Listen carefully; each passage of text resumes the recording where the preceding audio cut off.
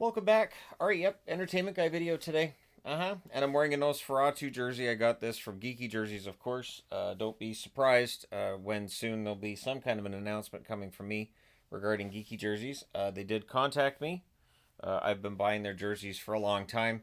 I even picked up, they had a flash sale. They had a Jekyll and Hyde one, and I was like, yeah, I could do Jekyll and Hyde because I have reasons to do Jekyll and Hyde. Hey, that'll work for some hockey videos, so sure, I can do the Jekyll and Hyde.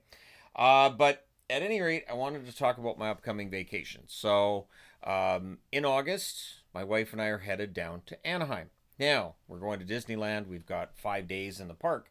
But there's a strike authorization vote going tomorrow, which doesn't mean that there's a strike starting tomorrow, but with the authorization vote, and it sounds like it's going to go in favor of authorizing a strike vote.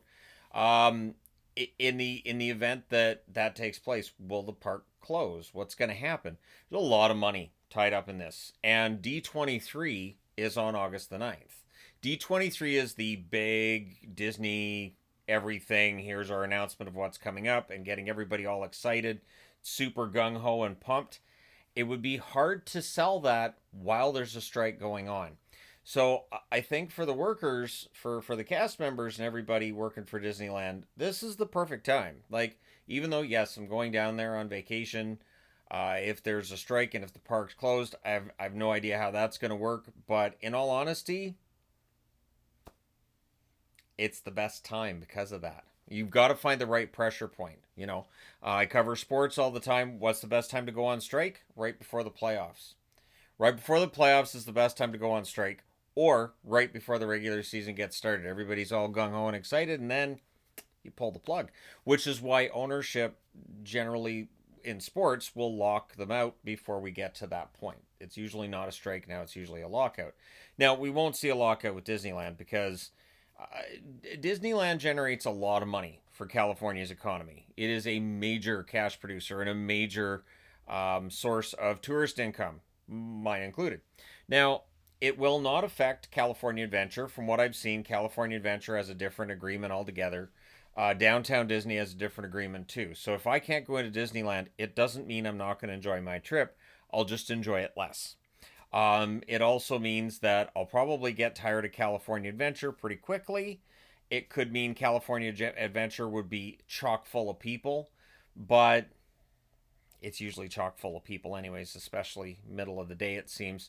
So it's not a great circumstance that we might be walking into, but since the strike vote's taking place now and we don't go down until second week of August, I'm hoping that something breaks and that this is dealt with. Because again, the time I'm going down there, that's when you get into D23, and it's really important for Disney that everything looks fine during D23. At least I think so. You don't want to have a bunch of protesters and picketers at the D23 event, which I would think would happen, and at the park too. You don't want to have a bunch of people protesting, which we saw yesterday outside of Disneyland. You don't want that. So I think it's in the best interests of Disney to stop screwing around and actually sit down and negotiate a fair contract. I've read what the workers are looking for. I think looking to be able to feed yourself is okay. I think that's good. And looking to make sure you can afford to have your own place is good. And if Disney can't afford to pay them that, I think they need to look at why not and where there's a problem. And so, I mean, almost any company you're going to find wasteful spending somewhere. Now, being self-employed, that means since I'm paying myself and my wife, I have to be the wasteful spending, which, yeah, no, that checks out. Yeah, it checks out. So you have to find a way to cut the wasteful spending when you don't think you can afford what you need to do to keep your business alive and thriving. So I think for Disney, they're going to have to either make some changes or just go, oh, couch cushions. We didn't look under our couch cushions. We have all the money you guys need. Like, it's just about finding a middle ground. It's where it's frustrating. Like I'd work as like, in between, a go between of, all right, you guys want this, they're offering this. Oh, come on. You guys got to offer more than that. Come on. And you guys aren't getting all of this. So, okay. All right. Now they've dropped it to this. Can we just All right, everybody shake hands and go back to work. That's how it's supposed to work. And again, I've been a part of union negotiations.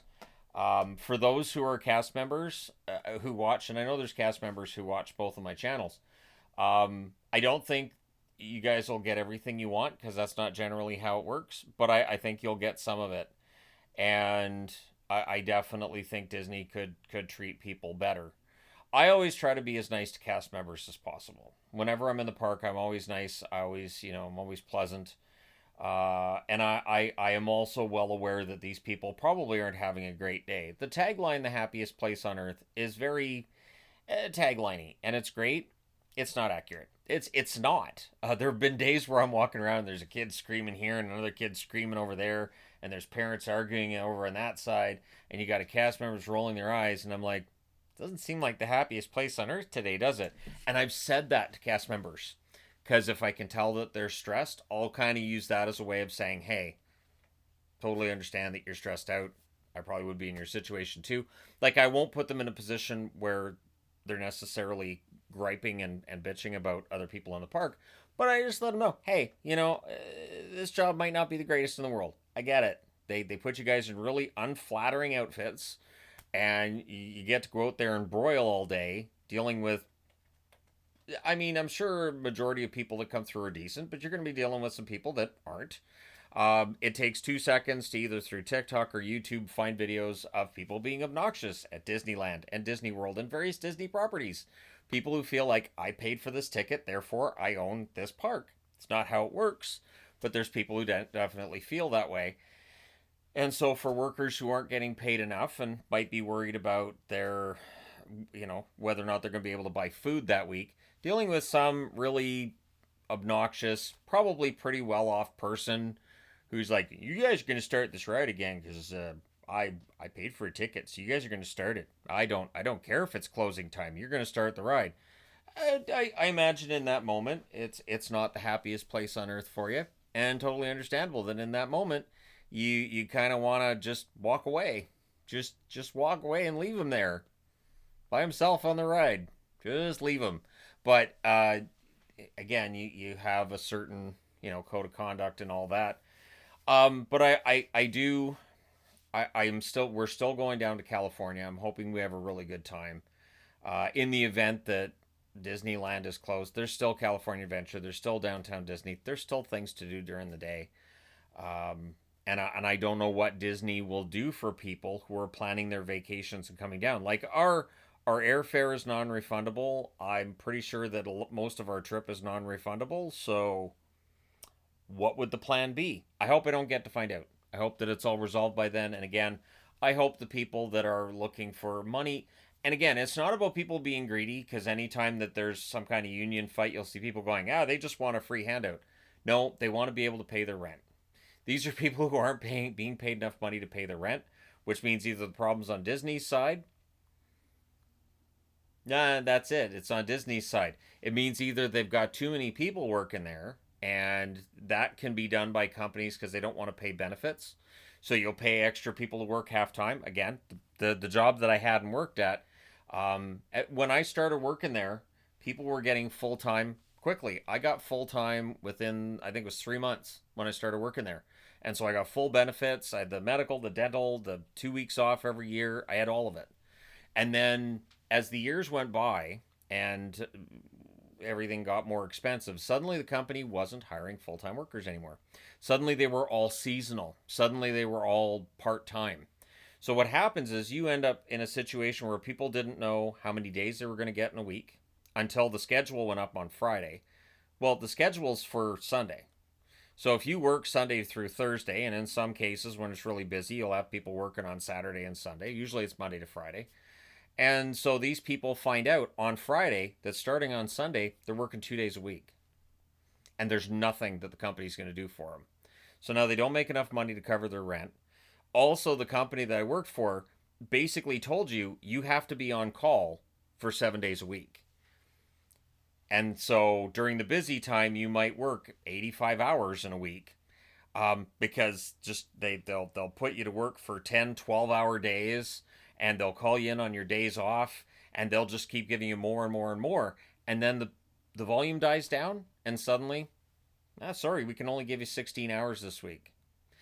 There's no balance. So what I'm saying is that with Disney, and again, not knowing exactly how all the cast works and all that, if they're not paying people enough money to be able to cover bills, to be able to cover food, something's gone wrong somewhere in how their hiring processes work. Either they have to hire more full-time workers. I don't know how all of it works with them, or they just have to loosen up the checkbook just a little bit to pay people what they're worth. So, yeah, when I see cast members when I'm down there, I will make sure I am as complimentary of them as possible. This trip down there, especially, I will do my best to go above and beyond to make sure that people know, are aware that I respect the work they've done. That'll include, some tipping, things of that nature, in areas where maybe I wouldn't necessarily have given tips before. But just as a way of saying, hey, things are, and it'll be in American money, not Canadian, because Canadian money might not be as welcome. But anyways, I wanted to make a video about this because I know that right now a lot of the Disney YouTubers that I follow are talking about the potential for a strike and what that could mean, and we don't know. In the event that there's a strike, and let's say they use replacement workers to keep the park open, as that I've paid for the ticket, I will pass through a picket line, but I will show support for that union at the same time in my own way and in any way that I can. I have this channel. I have no problem with firing up my phone and doing a quick little video with cast members who are on strike and posting it to the channel. This channel here, no problem at all. And, doing what I can to help them out. Because again, we've paid for this trip. We're going to be down there for a long time. And, so I do want to go to Disneyland and enjoy myself. But if there's a strike still going on at the time, if the park's open, I'm going to have to balance things out a little bit. And yeah, so if you're affected by this, I hope it doesn't affect you for very long. I hope it gets resolved, both for my own selfish reasons that I'm going down there on a vacation and because I like it when workers are treated well. I'm very pro-union. I really believe that they can do some good. I was never a huge fan of the union that I had at my job, but I knew I got paid way more having the union than I would if I didn't have a union backing me up. There were also times where people got fired unfairly and the union got them their job back. So there are definitely good things with unions. There are negative things too. Of course there are. There's two sides to every coin. But in my experience personally, a union's been more of a positive than a negative. The other job I had at the call center, anytime you would even cough the word union, you'd have a boss pulling you aside and going, if you guys decide to vote for union, we will close this call center. And I had no doubt in my mind they would, because they had closed a call center after it went union pretty much immediately. So that threat's always out there. It's always out there. Some companies are okay and they handle it properly when people go union. I'm always suspicious of a corporation that hates unions and gets so anti-union. What are you trying to protect here? What is it? Crappy working conditions, crappy benefits, crappy pay, or all of it? So this is the only reason, because if everybody's happy at a job, they generally don't want a union. Anyways, that being said, I hope everybody's having a good day today. It's been hot this summer, so hopefully you're able to stay cool. If you're in the southern hemisphere, I'm guessing it's cooler down there than it is in the northern hemisphere, but it probably depends on which part. So thank you guys so much for all your support as always. Don't forget to hit like and subscribe if you haven't done so already.